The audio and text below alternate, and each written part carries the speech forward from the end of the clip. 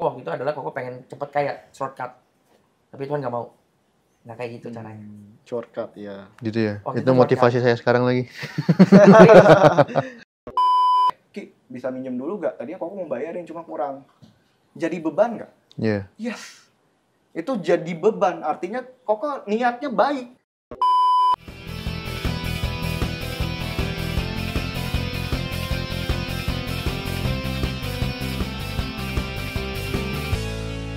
Tapi kan kalau misalkan kita nggak ada ambisinya kan jadi apa? Rasanya jadi kurang kerja keras gitu. Iya nggak sih? Ah iya. Nggak juga. Lagi. Betul. Ini ya, ini pengalaman nyata. Koko tuh merasa di beberapa bulan yang lalu karena udah nyampe titik tertentu, Koko ngerasa puas. Wah udah cukup nih. Hidup gue udah aman. Misalnya kayak nggak butuh something else gitu loh. Udah aman, bener-bener udah ngerasa kayak di titik zona nyaman. Tapi somehow Koko ngerasa kayak enggak dong, harusnya segini nggak cukup. Kurang. Karena rasa puas dan zona nyaman itu akhirnya membuat Koko jadi stuck, nggak bertumbuh. Artinya Koko nggak menggali potensi lebih lagi. Jadinya di situ-situ aja. Padahal kalau misalnya seandainya kita jadi orang yang percaya sama Tuhan, harusnya apa? Naik. Kau akan menjadi kepala, bukan ekor. Kau akan naik kan, bukan turun, ya kan? Walaupun itu memang perkataannya untuk perjanjian lama, coba kita tarik lagi ke zaman sekarang, which is kalau jadi orang Kristen harusnya kita jadi influence, lebih ke pengaruh yang kita bawa. Pengaruh kita tuh harus kuat loh. Kalau seandainya hidup kita stuck di situ-situ aja, tidak ada potensi yang digali secara terus-menerus, kita akan stuck. Stagnasi itu menimbulkan kejenuhan di pikiran. Kejenuhan di pikiran itu akan berdampak ke orang-orang di sekitar, termasuk sosialisasi. Termasuk Koko karena udah ngerasa aman, nyaman gitu-gitu aja. Karakter yang Koko bawa itu juga di zona nyaman aja. Koko nggak akan membuat diri Koko belajar something new untuk bagiin sesuatu yang baru. Artinya kalau misalnya seandainya Koko nggak pernah upgrade diri, Koko nggak akan bicara panjang lebar di sini. Tidak akan bisa, karena mati kutu. Ngomong apa lagi ya, udah pengetahuan gue mentok. Get the point nggak? Iya. Tapi gara-gara itu akhirnya Koko berpikir, nggak cukup. Gue harus cari sesuatu yang lebih. Supaya nanti pada akhirnya tujuannya ke sana. Gue pengen dapat something more, supaya something more ini bisa dibagikan. Get the point nggak? Supaya something more ini yang tadinya gue ngerasa cukup, gue harus upgrade, naik ke atas lagi. Supaya gue bisa bagiin ke orang-orang yang memang butuh. Tahu gak kenapa? Kenapa kita bisa kalah sama orang-orang yang sorry to say tidak percaya? Mereka bisa jadi berkat lebih dari kita. Karena mindset mereka udah benar. Mindset mereka soal kekayaan, soal uang yang tadi yang kita balik ke kata dasar uang, itu udah benar. Sehingga ketika mereka mencari, mereka tidak bersusah payah. Dalam arti tidak ada kedukaan di dalamnya. Mereka tahu mindsetnya udah dibenerin dulu, mereka cari dengan usaha yang keras dan tidak terjatuh. Dalam arti memang ada yang terjatuh, tapi ada beberapa orang yang bisa jadi berkat banget. Dibanding sama kita kalah jauh. Karena kita merasa jadi anak Tuhan itu tidak boleh kaya. Boleh, tapi kayanya dengan cara apa? Lalu ketika udah nyampe, kamu akan bagaimana? Itu yang menentukan hidup kita itu jadi berkat atau enggak. Yes. Bener-bener the real jadi berkat atau enggak. Kayak gitu. Contoh ya, misal seandainya Koko tidak punya uang sama sekali, terus Koko ngajak kamu makan. Bagaimana caranya? Bagaimana caranya? Apakah tiba-tiba nanti, Ricky, makan yuk, tapi uangnya pas-pasan gitu loh. Pas udah cuk, makan, ternyata kurang. Akhirnya Koko, Ki, bisa minjem dulu gak? Tadinya Koko mau bayarin, cuma kurang. Jadi beban gak? Iya. Yes. Itu jadi beban, artinya Koko niatnya baik. Pengen jadi berkat, benar gak? Betul. Naktirnya makan. Tapi karena Koko tidak benar-benar sungguh-sungguh dalam arti itu kayak manajemen uang, mencari uang dan lain sebagainya, Koko akhirnya jadi beban, bukan jadi berkat. Malah Koko merasa ya lebih baik kita punya yang cukup bisa jadi berkat. Lebih baik kita tuh kayak punya banyak and then bisa jadi berkat daripada kita cukup di situ-situ aja tapi nggak pernah bisa jadi berkat. Itu that's why kalau misalnya seandainya kita punya something yang lebih, pasti banyak orang yang bisa jadi kena dampaknya. Tapi bukan nggak selalu jadi berkat itu harus traktir makan atau mengeluarkan uang. Banyak, konteksnya luas banget. Tapi Jadi at least analoginya itu gitu.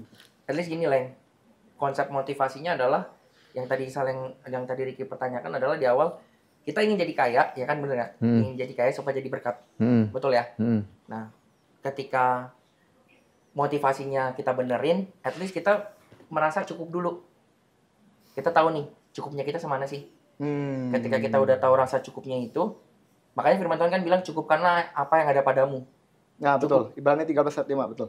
Cukup. Jangan sampai apa ya? Kita kayak merasa kurang terus. Nah, itu yang salah.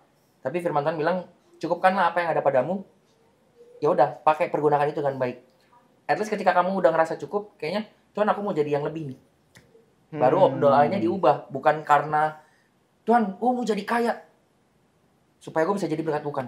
Tapi ketika gue mau memberkati, Tuhan boleh nggak izinin gue untuk dapat yang lebih. Tapi kita minta persetujuan lagi sama Tuhan, bukan karena keinginan kita. Makanya firman Tuhan bilang kan, kehendakmu yang jadi bukan kehendak kita. Gitu loh pahamnya. Jadi at least boleh banget jadi kaya. Percaya deh, ketika kita mau berpikir seperti itu, Tuhan akan bukakan segala pintu dan segala jalan untuk kehidupan kita. Jadi apapun yang kita kerjakan, firman Tuhan jadikan berhasil. Gitu. Konsepnya dibenerin dulu dasarnya nih, bukan karena kita kerja keras karena untuk jadi kaya, tapi ketika kita udah merasa cukup, Tuhan, aku mau jadi berkat, gimana caranya? Tuhan kasih tahu, Tuhan kasih lebih. Dari kasih lebih itu baru kita bisa jadi berkat. Oke. Berarti poinnya adalah kita cukupkan dulu diri kita, nanti bisa jadi lebih atau enggak ya tergantung Tuhan. Yes, betul. Yang penting kita fokus cukupin diri kita dulu. Karena bicara soal cukup, kalau misalnya at least kita mau berbagi pun bisa aja loh. Bisa banget. Bisa. Karena bagi Koko, apa ya? Kalau misalnya mau dibilang Koko berkelimpahan banget, enggak. Tapi kayak bagi Koko ketika Koko memberkati, kenapa Koko masih mau memberkati? Koko selalu berpikir seperti ini. Gue tahu rasanya kekurangan. Gue tahu rasanya gak punya. At least gue mau coba berbagi. Seperti itu. Kayak waktu itu, Koko inget banget kata-kata yang Kobas bilang. Waktu itu Koko ada di titik kartu kredit utang banyak ya Cok ya, yang kita ngobrol di rumah lu waktu itu. Kartu kredit utang banyak, tapi Koko masih bisa memberkati. Kayak Koko masak ini itu, kayak beli bahan makan bareng-bareng rame-rame. Pas Koko jelasin ke dia, gue ada utang segini Cok. Dia shock. Gila, lu punya utang tapi lu masih bisa memberkati kita. Salah nggak kayak gitu? At least waktu itu kan utang kan karena kesalahan Koko, perbuatan Koko yang salah. Bukan karena Koko pengen mau utang, bukan. Tapi karena waktu itu kesalahan Koko, keputusan yang Koko ambil itu salah. Sehingga membuat Koko mempunyai utang. Seperti itu. Bukan karena Koko mau beli sesuatu, Koko berhutang, enggak. Enggak. Tapi karena ini waktu itu, keputusan yang Koko ambil waktu itu salah, akhirnya Koko mau nggak mau, ya utang itu lama-lama numpuk. Itu pun bukan karena Koko beli sesuatu ya. Tapi karena ada sesuatu yang memang harus kita penuhi, gitu. Nah, at least waktu itu ya perlahan-lahan Koko bangkit, Koko bangun. Dan dengan bantuan Tuhan bukakan pintu-pintu yang tadi Koko bilang, motivasinya dibenerin. Waktu itu kan memang motivasi Koko waktu itu adalah Koko pengen cepet kaya, shortcut. Tapi Tuhan nggak mau. Nggak kayak gitu caranya. Shortcut ya. Gitu ya. Itu motivasi saya sekarang lagi. waktu itu shortcut Koko pikir kayaknya oh iya kayak gini bisa nih. Kayaknya gue bisa deh, potensi gue ada. Tapi enggak. Kenapa Ricky punya pemikiran tersebut? Koko yakin kita bertiga juga punya pemikiran yang sama. Kita need something big ya untuk nyampe, untuk memenuhi sesuatu ya kan. Either itu mungkin nanti untuk merit, untuk tempat tinggal dan lain sebagainya. Itu sangat wajar. Nah, proses untuk dapetin itu, pengen dapetin itu wajar. Semua orang akan juga punya pikiran yang sama. Tapi di tengah-tengahnya kalau misalnya muncul ambisi yang jatuhnya nanti bikin karakter kita buruk, bikin jadi kita sedih dulu, bikin kita bersungut-sungut, nah itu yang tidak boleh. Itu yang harus dijaga betul. Mengejarnya tuh tidak masalah. Tidak masalah. Yang jadi masalah adalah mindset dan hati kita pada akhirnya. Kayak gitu. Nih, si Robi kan bilang tadi, janganlah kamu menjadi hamba uang. Ibarat 13 ayat 5 ya, nanti bisa ditampilin. Janganlah kamu menjadi hamba uang dan cukupkanlah dirimu dengan apa yang ada padamu. Karena Allah telah berfirman, aku sekali-sekali tidak akan membiarkan engkau dan aku sekali-sekali tidak akan meninggalkan engkau. Ya, ada jaminan. Tadi Koko bahas di podcast sebelumnya. Amsal 10 ayat ayat 3 dan 4. Tuhan tidak membiarkan orang benar menderita kelaparan. Oke, artinya ada jaminan sama kayak tadi kan. Aku sekali-sekali tidak akan meninggalkan engkau, ya kan? Tapi di ayat 4-nya dikatakan tangan yang lamban membuat miskin, tetapi tangan yang orang rajin menjadikan kaya. Artinya firman Tuhan juga di satu sisi bilang tangan orang rajin menjadikan kaya, which is tidak salah dengan kaya itu. Orang rajin menjadikan kaya. Ada sebuah effort, ada karunia Tuhan, which is adalah orang benar tidak dibiarkan kelaparan, tapi juga ada usaha. Yes. Yes, Ada usaha. betul. Tapi kalau misalnya kita balik ke Ibrani 13 ayat 5, pemeliharaannya dibalik. Pemeliharaannya itu di yang terakhir justru. Aku sekali-sekali tidak akan membiarkan kau. Tapi di atas, janganlah kamu menjadi hamba uang. Cukupkanlah dirimu dengan apa yang ada padamu. Yang perlu di-highlight adalah kata hamba. Tahu gak? Hamba itu kan reverse-nya tuh budak. Ya gak? Jangan sampai kita tuh levelnya, kita anak Allah ya. Jangan sampai level kita tuh jatuh. Sampai uang itu menguasai kehidupan kita. Nangkap gak? Get the point gak? Makanya kenapa dibilang janganlah menjadi hamba uang. Janganlah jadi budak. Because you are the son of God. Status kita jauh lebih tinggi daripada uang. Artinya kita harus menguasain. Menguasain dengan apa nih? Dengan pikiran. Dengan hati yang benar. Artinya bukan tidak boleh. Karena beberapa ayat lain pun juga istilahnya tidak melarang hal tersebut.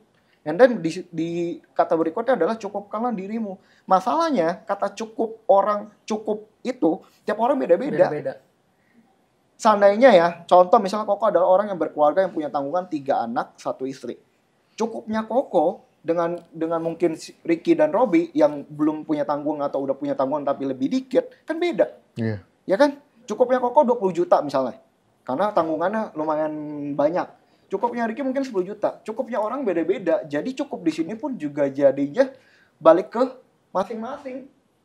Ya kan? Cukup itu adalah keadaan di mana ketika berapapun yang kita punya, kita ngerasa aman. Ngerasa aman, ngerasa nyaman dan tidak struggle dengan hal tersebut. Cukupnya 100 juta ya udah. Why? Cukupnya 1 M ya kenapa gitu loh. Cukupnya seandainya Anda adalah anak orang kaya yang punya aset di mana-mana 10 M, ya kenapa? Karena cukup itu bukan nominal, kondisi hati. Kondisi hati dan pikiran yang ngerasa, iya gue cukup segini. Karena tanggungan gue segini, yang gue dapat segini, gitu. Jadi bukan masalah uang atau ada uang atau nggak ada uangnya. Tapi masalah pikiran dan perasaan kita kemana. Gitu. Makanya di sini Koko tebelin lagi ya. Matius 6 ayat 4, janganlah kamu mengumpulkan harta di bumi. Di bumi ngengat dan karat merusakannya. Selanjutnya, tetapi kumpulkan bagimu harta di sorga. Dan di situ terakhir ditutup karena di mana hartamu berada, di situ juga hatimu berada. Balik lagi, ngomongin hati, ya kan? Ngomongin hati dan mindset. Bukan berarti kita tidak boleh asalkan pada akhirnya tujuan akhir kita tuh bukan harta yang ada di bumi. Ujung-ujungnya semua yang kita upayakan, yang kita kumpulkan, which is adalah uang, kita tinggalin. Artinya itu nggak penting. Kok balik ke kata dasar uang tadi, fiat. Adalah sesuatu yang dipercaya sama-sama pemerintah sama warga, adalah hal yang bernilainya sama kayak uang logam. Padahal tidak ada nilai sama sekali. Tapi kita percaya itu adalah alat tukar. Artinya kalau ambisi, balik lagi ke pertanyaan yang paling dasar, ambisi ngejar uang, kasihan. Makanya mindsetnya bener dulu. Bukan boleh atau enggak. Iya, bukan boleh atau enggak. Istilahnya kita harus tahu uang itu apa sebagai alat tukar. Oke, jangan sampai tukar jiwa kita untuk sesuatu yang pada dasarnya itu dipercaya sama-sama itu punya nilai, padahal enggak. Gitu. Tukar kebahagiaan. Iya, betul. Tukar kebahagiaan, tukar waktu kita dengan sia-sia. Tukar kehidupan kita. Makanya kenapa Matius itu bilang, di mana hartamu berada, di situ hatimu berada.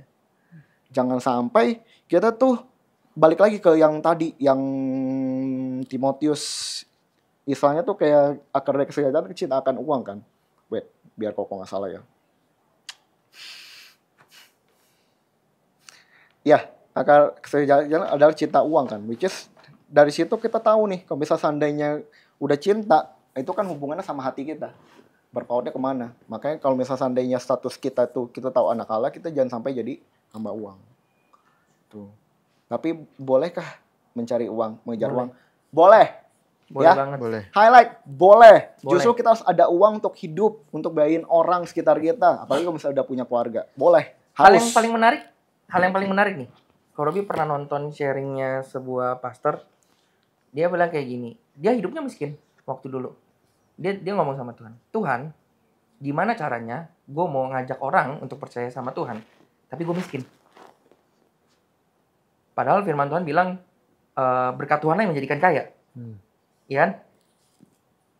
Bukan susah payah kita, tapi kayak gimana sih? Kayak kita mau ngajakin orang beli produk ini handphone nih. Handphone misalnya iPhone 15 Pro Max. Wah, ini keren banget ini. Tapi kita nggak pernah ngerasain. Iya. Bener nggak? Kita ngajak orang untuk percaya sama Tuhan, tapi kayak ngelihat hidup kita aja pun nggak diberkati sama Tuhan. Dia ngomong kayak gitu sama Tuhan. Akhirnya Tuhan kayak dia diskusi kayak gitu.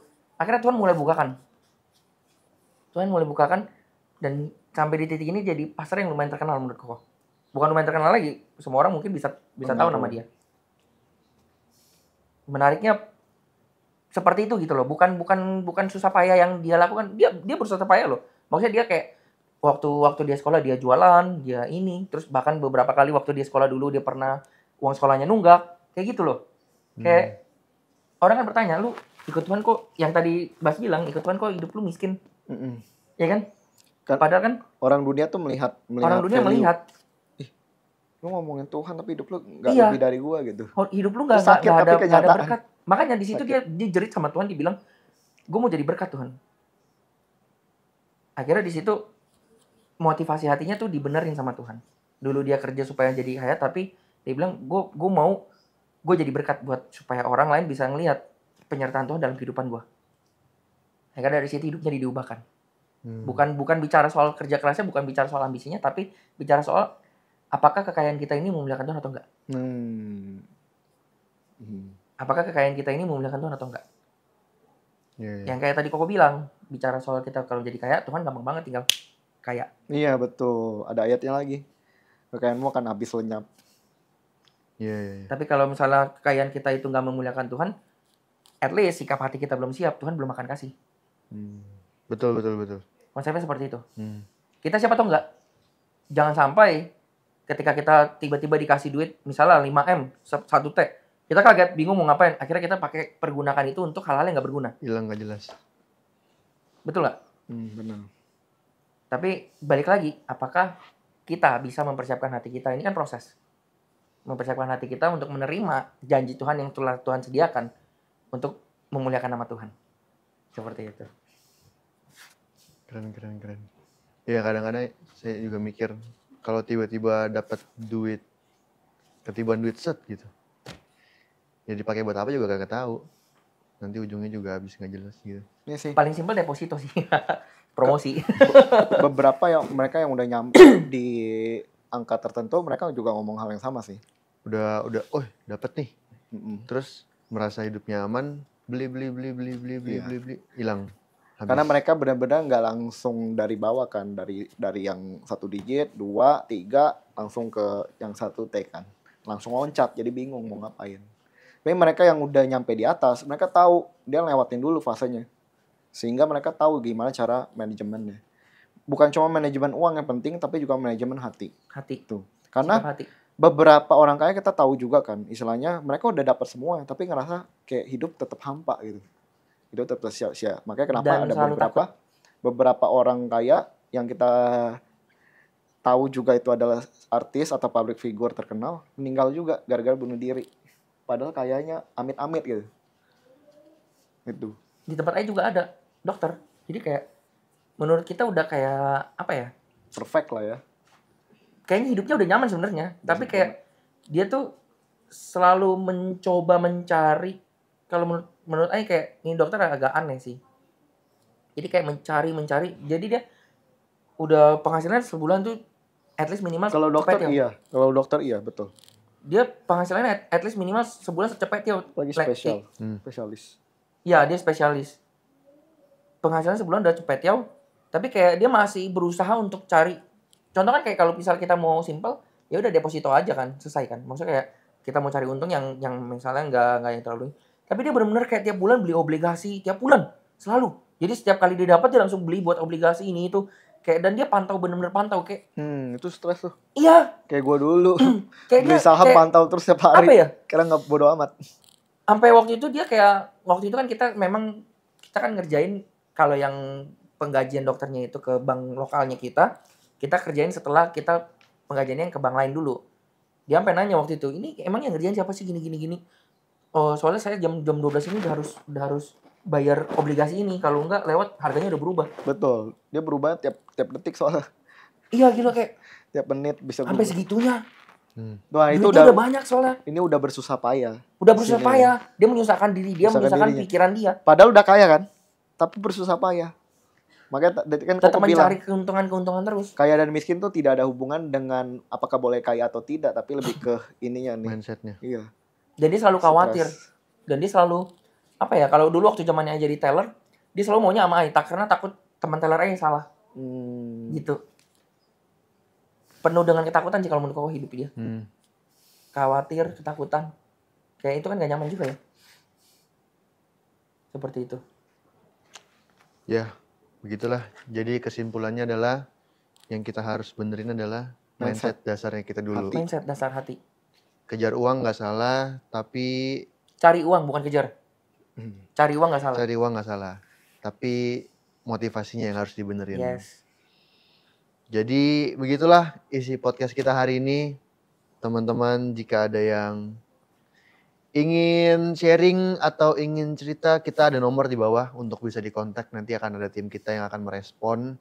Terus juga jangan lupa minggu depan kita masih ada podcast. Jadi saksikan lagi Rabu depan di channel yang sama.